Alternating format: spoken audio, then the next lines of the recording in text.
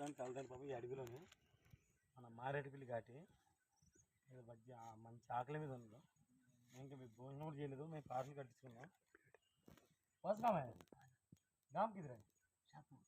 सागपुर इधर क्या?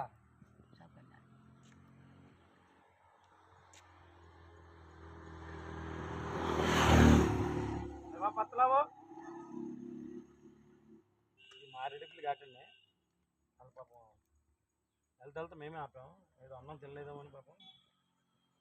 అదే కంగన్న ఇది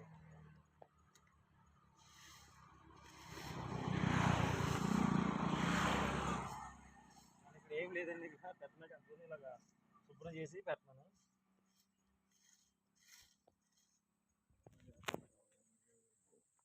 इतना कम हम पानी है।